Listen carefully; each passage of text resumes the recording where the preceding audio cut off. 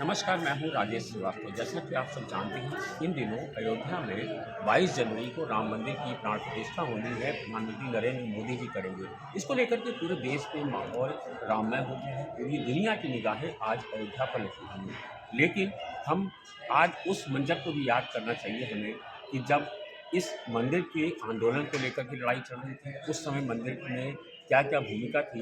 लेकिन एक वर्ग ऐसा था जिसकी एक अहम भूमिका थी, वो वर्ग था मीडिया का। यानी कि जब मंदिर आंदोलन चल रहा था उस समय सारी सरकारें ऐसी थी जो दूसरे दलों की थी। भारतीय जनता पार्टी की सरकार या जनसंघ की सरकारें नहीं होती थी। उस समय मीडिया की एक ऐसी भूमिका थी कि वो लोगों को जगाए, संत समाज से जोड़े, और उसके लिए वो एक अहम भूमिका निभाने वाले हमारे साथ आज हैं तरुण विजय जी। वो 5 जने के संपादक रहे हैं, पूर्व राज्यसभा सदस्य भी हैं। आज हम उनसे समझेंगे कि उन्होंने उस आंदोलन में क्या भूमिका निभाई और किस तरह से, क्या वो समय था, क्या वो दौर था, और उस समय की मीडिया में और आज की मीडिया में कितना अंतर है। सर नमस्कार। जी प्रणाम। सर पहले तो मैं आपसे ये समझना चाहूँगा, आज जो मंदिर आंदोलन हो रहा है उसको आप किस नज़र से देखते हैं। मैं समझता हूँ कि भारत के नूतन चैतन्य और स्मृति का एक जागरण है। ये नए भारत के उदय का एक घोषणा काल है। भारत अपनी स्मृति को भुला चुका था। वह समझता नहीं था कि कहाँ वीरता, पराक्रम, शौर्य, असमझौतावादी और दुष्ट का हनन करने वाले, देवताओं का पूजन करने वाले जो हिंदू सनातन धर्म थे, वे भूल गए थे कि रावण वध करके, रावण का अंत करके, मर्यादाहीनता का अंत करके अयोध्या लौटे थे। तब दीपावली हुई थी। उन्होंने समझौता नहीं किया था। और वही स्थिति भारतवर्ष में हिंदुओं की थी कि जब राष्ट्र और धर्म के साथ संबंध भारत के लोग भूल चुके थे।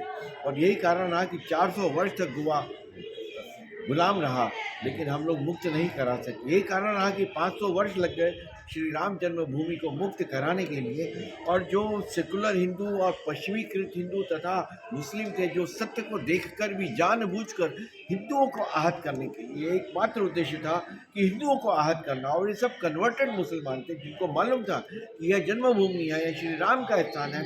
फिर भी हिंदुओं को आहत करने के लिए उन्होंने एक प्रकार का स्टैंड लिया जिससे कि और समय लगे। मैं 86 से लेकर 2007 तक, जब तक ये राम जन्मभूमि एक निश्चित परिणति की ओर बढ़ रही थी, तब तक मैं पांचजन्य साप्ताहिक का मुख्य संपादक था। और ये 20 वर्ष ऐसे बीते हैं जिन 20 वर्षों में राम जन्मभूमि का एक परिपक्वता देखी। प्रारंभ में समझ नहीं आ रहा था कि किस प्रकार से इस योजना को आगे बढ़ाया जाएगा। माननीय अशोक जी सिंघल, माननीय भानु प्रताप शुक्ल जी थे, सूरज प्रकाश गुप्त जी थे ASI के, वे सब इस सोच में थे कि भारतीय मानस को किस प्रकार श्री राम जन्मभूमि के इर्द गिर्द आलोड़ित किया जाए और इस दिशा में आगे बढ़ा जाए। परंतु जैसे कहते हैं कि जय के जय पर सत्य सने हो, तो श्री राम ने स्वयं पथ निर्धारित किया और एक ऐसा आंदोलन हुआ जो विश्व में अनूठा है। सब लोग समझते थे कि इन आसुरी शक्तियों की प्रबलता इतनी अधिक है कि राम जन्मभूमि पर मंदिर बनना कठिन है, परंतु राम भक्तों का पहले दिन से अटल विश्वास था, मंदिर वहीं बनाएंगे। और सैयद शहाबुद्दीन ने बाबरी मस्जिद एक्शन कमेटी बना ली। ओवैसी ने बहुत अधिक विशाला एक प्रचार किया। भारत के जो हिंदू सेकुलर स्वयं को कहते थे, हिंदू नामधारी थे, उन्होंने सुझाव देने शुरू कर दिए कि ये हिंदू पागल हैं। और अंग्रेजी पत्रकारों ने हिंदुओं पर अपने अखबारों में गालियां लिखी, हिंदू ल्यूनाटिक्स, हिंदू लुम्पन्स, इस प्रकार के और भी अनेक अनर्थकारी उन्होंने गालियां खुलेआम लिखी। सुझाव दिए गए कि जहां ये लोग कहते हैं कि राम जन्मभूमि है, अगर बनाना है तो वहां पे टॉयलेट बना दिया जाए। तो उसके बाद भी हिंदू अपनी दिशा में बढ़ता रहा। भारतीय भाषा की पत्रकारिता एकमात्र ऐसी पत्रकारिता थी जिसके संवाददाता अयोध्या आके प्राण हथेली पर रखे थे। मुलायम सिंह का ऐसा कि कोई अयोध्या में घुसेगा नहीं, यहाँ की रिपोर्टिंग नहीं कर सकते, वहाँ तक जा नहीं सकते। वे प्राण हथेली पर रखकर उन्होंने राम आंदोलन की पूरी रिपोर्टिंग की, सत्य व्रत लिखे और उन व्रत के कारण देश में एक वातावरण बना। भारतीय भाषाई पत्रकार, चाहे वे बंगला था, हिंदी था, गुजराती था, तमिल था, तेलुगु था, उन भारतीय भाषाओं के अखबारों ने सत्य लिखा जबकि अंग्रेजी के पत्रकारों ने केवल हिंदुओं को आहत करने वाली रिपोर्टें लिखी। इसमें पांचजन्य का, राष्ट्र धर्म का, ऑर्गेनाइजर का बहुत बड़ा योगदान रहा है। और उन्होंने उनके संवाददाता, उनके जो प्रतिनिधि यहाँ पर आए, तो वे सबसे पहले होते थे कि जो कार सेवकों से बातचीत करते थे। उस समय ये अपराध था कि जो कार सेवक से बातचीत करे तो मान लिया जाता था कि ये तो पत्रकार है ही नहीं। और जो हिंदी के पत्रकार अयोध्या आंदोलन की रिपोर्टिंग करते थे, कहते थे कि ये तो पत्रकार थोड़े ही हैं, ये तो आंदोलन के लिखने वाले पत्रकार कार सेवक हैं ये। इस प्रकार उनको तिरस्कृत, अपमानित किया जाता था। सत्य लिखना गुनाह हो गया था। मुलायम सिंह ने जैसे कहा था कि अयोध्या में परिंदा भी पर नहीं मार सकता, अंग्रेजी के सेकुलर पत्रकारों ने अंग्रेजी के समाचार विश्व में घोषित कर दिया था कि अयोध्या की रिपोर्टिंग करने वाले जो पत्रकार हैं वो पत्रकार ही नहीं है। इस अपमान से गुजरते हुए भारतीय भाषाओं के पत्रकारों ने अयोध्या के आंदोलन को जन जन तक पहुंचाया और अपने कर्तव्य का निर्वाह किया, कलम के धर्म का निर्वाह किया। अंग्रेजी के पत्रकारों ने कलम के अधर्म का निर्वाह किया। तो इस परिस्थिति में मैं समझता हूँ कि जो 22 जनवरी का दिन है वह न केवल भारतीय मानस, हिंदू सभ्यता और संस्कृति के लिए संघर्षशील भारतीय जनता का विजय पर्व है, बल्कि भारतीय भाषाओं का सत्य व्रत लिखने का भी विजय दिवस है। उन्होंने देखा कि किस प्रकार राम और शरद कोठारी को पत्रकारों की आंखों के सामने गोली मारकर ठेले पर डालकर सरयू में बहा दिया गया। उनका अंतिम संस्कार तक नहीं होने दिया।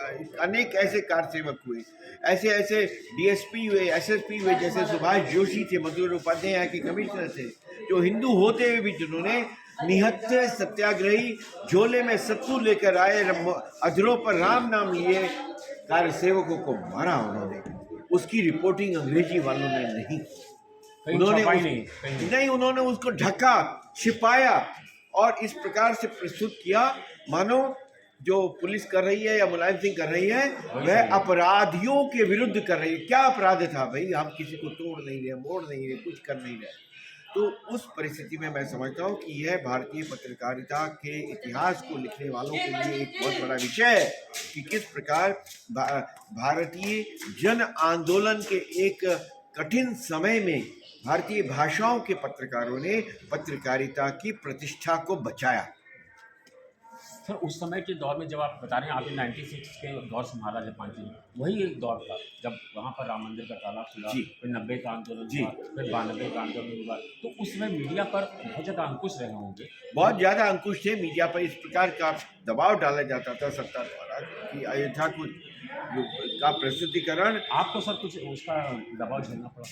बहुत ज़्यादा। हमको मुख्य कार्यक्रमों में सरकारी निमंत्रण आने बंद हो गए थे, संस्थानों के निमंत्रण बंद हो गए थे। हम बड़े बड़े संस्थानों में जो बौद्धिक संस्थान थे उसकी सदस्यता के लिए जाते थे तो बता दिया जाता था कि ये तो अयोध्या समर्थक है और इस कारण से हमारी सदस्यता रद्द कर दी जाती थी। प्रेस क्लब का हमको सदस्य नहीं बनाया जाता था, एडिटर्स गिल्ड का हमको सदस्य नहीं बनाया जाता था।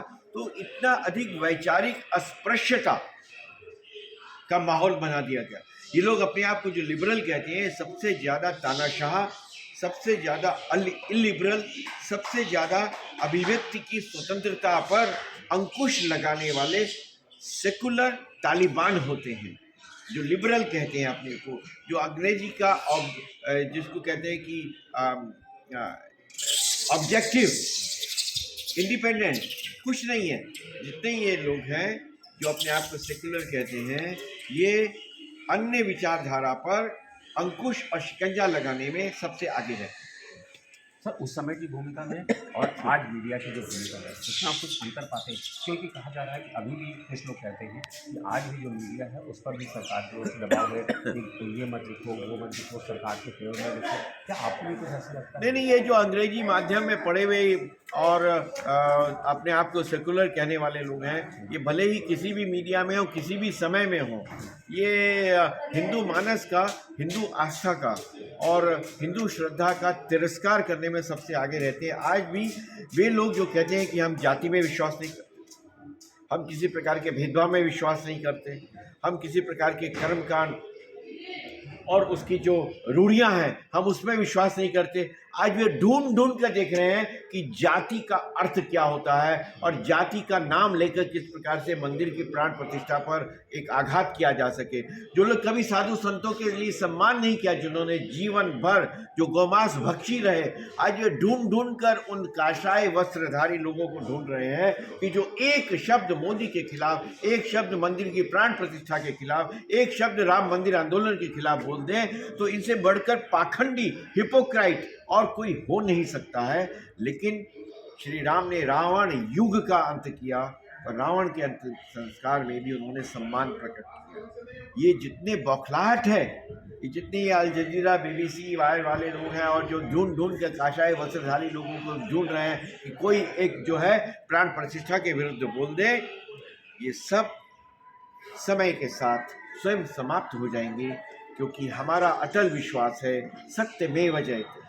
सत्य की ज्योति, सत्य के प्रकाश, सत्य की अग्नि के समक्ष ये तमाम आसुरी कीट पतंगे मंडराते हैं, बौखलाहट में आते हैं, परंतु स्वयं उसमें भस्म हो जाते हैं। कुछ कहने की भी आवश्यकता नहीं है। सत्य की विजय हुई है, सत्य की ही भविष्य में भी विजय होगी, सत्य की ही काशी और मथुरा में विजय होगी। हमसे बात करने के लिए बहुत बहुत धन्यवाद।